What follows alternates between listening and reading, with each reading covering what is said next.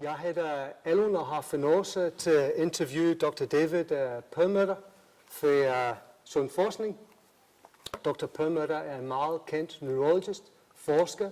Hans bøger har været 4 gange en New York Times bestseller, og han er en ikon i de amerikanske medier og verdensekspert inden for mikrobiom. David, welcome to Copenhagen. I'm delighted to be here, Alan. Thanks for having me. And you and your wife enjoying the city so far? We think it's fantastic. And tonight you're going to lecture for the first time in Copenhagen, and there's over 600 people coming to see you, so there's no doubt that the microbiome is hot news just now.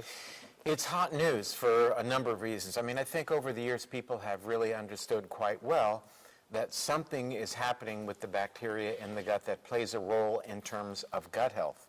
But to make the leap between the gut bacteria and the brain is really quite new, and I think is running up against a lot of people who don't really are not able to embrace that connection, understanding that there is this powerful connection between our gut and therefore our lifestyle choices, the foods we eat, the medicines we take, even our sleep and exercise, which have an impact on the gut bacteria, and how that all plays out towards the fundamental process of inflammation, which is really what damages the brain. Yeah.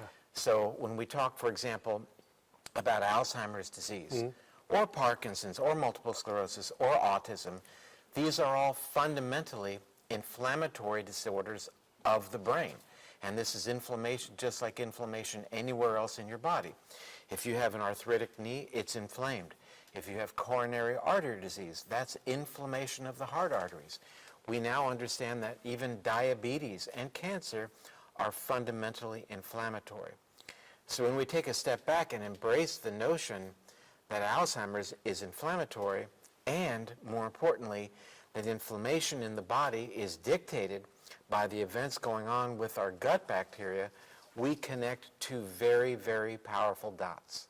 So if you're looking at the main causes of Alzheimer's, it is in many ways starting in the gut with the microbiome. It's difficult to say it is starting there per se, but we know that, again, this mechanism of inflammation is fundamental to the brain degenerating, again, across the spectrum of neurodegenerative conditions. So, for example, when we see an elevation of a laboratory marker called CRP, C-reactive protein, which very strongly correlates to Alzheimer's disease, again, it's an indication that there is this underlying inflammation occurring in the body. But CRP is in no way specific to Alzheimer's. It's a general marker of inflammation. The chemicals that mediate inflammation, that go by technical names like TNF-alpha, for example, are strongly correlative towards Alzheimer's, again solidifying this connection between inflammation and then the mechanism underlying Alzheimer's. When we embrace that notion, then we ask a very important question. What is it that we are doing with our lifestyle choices that increase inflammation in the human body? And we know that, for example, having a higher blood sugar is a fundamental cause of inflammation. That explains, for example, why if you become a type 2 diabetic, you have doubled your risk for developing Alzheimer's. And why that's really important is, as you and I are having this conversation today in 2017, there is no meaningful treatment on the planet that can reverse Alzheimer's disease. There's no wonder drug. Therefore, it's really important that we talk about prevention as it relates to the brain. Around the world, people talk about prevention of heart disease, reducing your risk of osteoporosis by having lots of calcium and vitamin D and weight-bearing exercise. But we now know that lifestyle choices play a critical role in determining who is going to get Alzheimer's and who will not. So what are the key lifestyle choices or changes somebody can make to help prevent Alzheimer's? It's an excellent question, and I think it's really time that healthcare providers really ask that question. And, rather than coming from me, I think it's very important that healthcare providers look at what is the peer-reviewed, most well-respected scientific research from around the globe telling us. And what that research is telling us is that first, if you engage in regular aerobic exercise, you may cut your risk for Alzheimer's by as much as 50%. Yeah. That is a disease, again, for which there is no treatment. That's a very powerful message, that people who exercise may have as much as a 50% risk reduction. You know, many people believe that if mom or dad had Alzheimer's, I'm going to get it and there's nothing I can do. And that's not what our scientific literature supports. Our scientific literature is very clear that exercise, making sure you're getting restorative sleep, keeping your blood sugar in a normal range, these are all very important factors that are associated with a reduced risk. Does it mean, Alun, that if you exercise every day and have a normal blood sugar and don't have a family history of Alzheimer's that you won't get it? No, it doesn't mean that at all. But it is certainly associated with reducing your risk, and that's why we're here. What about gluten? I'm asking because I'm sure you've noticed in Denmark there's bakeries on every corner, so it's a land that is eating a lot of gluten. Is that implicated in any way in terms of Alzheimer's? No one has yet made a direct correlation, a connection between gluten and Alzheimer's, connecting those dots specifically. But here's what we do know. We know that gluten induces inflammation in humans. We know that gluten contains within it another protein called alpha-gliadin. And what has recently been revealed by Dr. Fasano and his group at Harvard, as a matter of fact, and that is that all humans develop some degree of gut leakiness or permeability when they are exposed to this alpha-gliadin, which is found in gluten. Gut permeability translates into inflammation in humans, and that is the cornerstone of Alzheimer's. So again, no one has said people who eat gluten-containing foods will have an increased risk of Alzheimer's. I believe it to be true. I think that we recognize, again, that gluten is related to inflammation, and if we are to believe Harvard researchers, that occurs in all humans to some degree. We have to live the most anti-inflammatory lifestyle that we can. We have to reduce inflammation in any possible way that we can. And it's not just for Alzheimer's. It has to do with cancer and diabetes and heart disease across the spectrum of degenerative conditions, which the World Health Organization now characterizes as the #1 cause of death on the planet.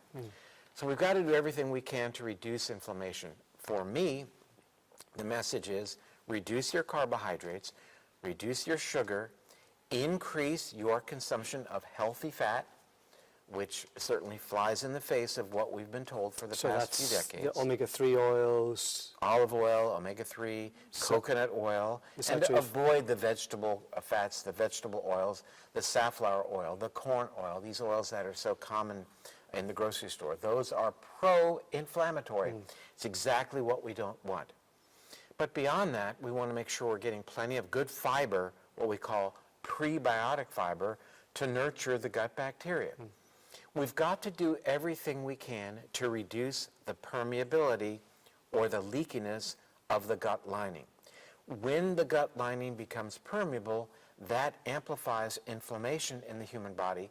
Again, the cornerstone for about every disease we don't want to get, and that includes Alzheimer's. So if somebody watching the video has been diagnosed with Alzheimer's, could you sort of sum up what you would recommend they do to look after themselves in the best way they can? The first 3 things I would recommend would be, #1, exercise. #2, exercise. #3 would be exercise. You knew that was coming. There are other things on the list as well.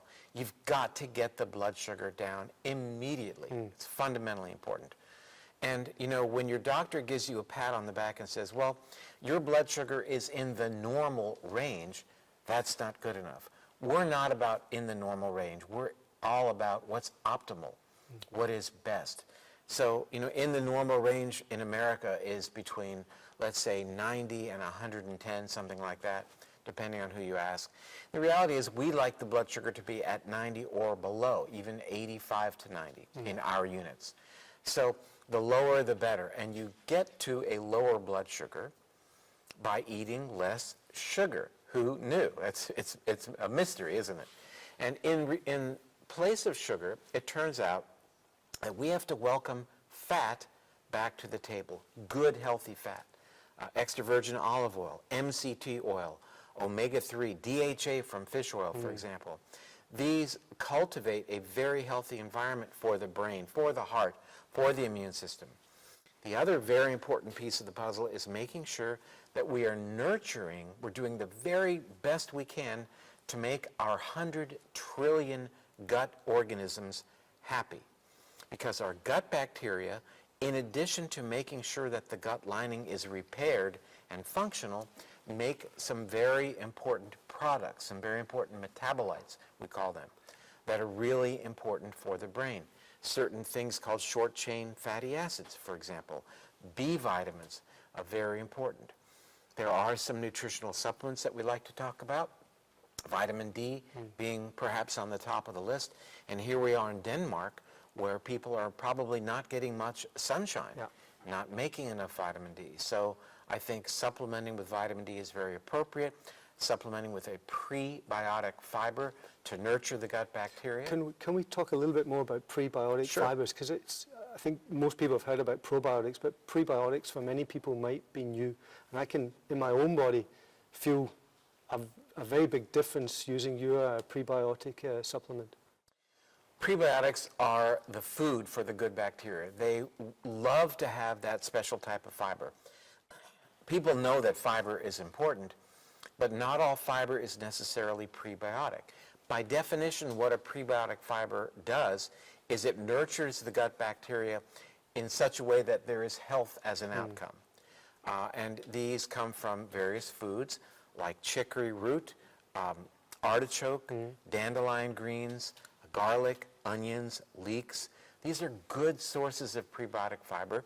You can go to a health food store and tell them you want prebiotic fiber. A lot of the prebiotic fiber that you see available in health food stores is made from what we call acacia gum. Acacia is a tree that we see in sub-Saharan Africa, and it secretes a resin that turns out to be a very powerful way to nurture your gut bacteria. So in addition to nurturing the gut bacteria, I think it's very important to recognize that many things people do damage the gut bacteria, and that can lead to trouble. For example, antibiotics are a classic example. Antibiotics kill bacteria, and yet we need our bacteria. So we want to be very, very careful and take them only when absolutely necessary in the lowest dosage that the doctor recommends. And what about artificial sweeteners? Well, artificial sweeteners are very, very important because, you know, as we talk about people cutting back on their sugar, there's a big tendency for people to think, well, then I will use artificial sweeteners because they're going to be good for me. Well, it looks as if that would be the worst choice you could make. A wonderful research from Amsterdam, Dr. Max Newdorp, has published information about how damaging these artificial sweetened beverages are, for example, in terms of the gut bacteria. We now recognize that there is a significant increased risk for both obesity and diabetes in people consuming artificial sweeteners. A new study that just came out in the Journal of the American Medical Association, a specialty journal called Neurology, demonstrates about a 40% increased risk of Alzheimer's in people who generally consume diet this and diet that. So it's an excellent question. We know that certain medications, aside from the antibiotics, are really very important. For example, people seem to think they need to get rid of their stomach acid. And these drugs that lower stomach acid, I don't know how popular they are here in Denmark, but in America they're very popular. Everybody tends to think they don't want stomach acid, which we desperately need. So these acid-blocking drugs are also associated with a dramatic increased risk for becoming demented, actually becoming an Alzheimer's patient, based upon the changes to the gut bacteria. So if somebody is wanting to learn more about this, they can subscribe to your newsletter, or would you recommend your Grain Brain book or your Brain Maker book for the latest information? Or The latest information is on our website, which I guess could appear on the screen right now, Yeah. drperlmutter.com. Whenever you log on to drperlmutter.com, there's a place to sign up for the newsletter. And we send that out very frequently with updates about recommendations, about new science, about new literature. I do a lot of video interviews with leaders from around the world that appear on the website every single week. Facebook, we do a lot of live Facebook interviews with people. That's David Perlmutter, MD. I'm sure you can put a graphic together for that. Sure. So I encourage people to get as much information as you can, and that's my mission, is Yeah. to get out information. And when I make a statement about a certain scientific findings, we give people the exact peer-reviewed scientific reference that they can read the study and then present that to their doctor and say, gee, maybe your recommendation for me to be drinking diet whatever is not necessarily a good idea. yeah. And of course, the viewers can read the latest science in Mariana's excellent magazine, Sundforskning, which means healthy science. Healthy science, I like Healthy that. science. David, thank you very much My for pleasure. coming Thanks to for having Copenhagen. me. You did a great job putting this together. Thank Well, you so much, Alan. I appreciate that. And I really enjoyed the time with yourself and your wife. Great, thank you.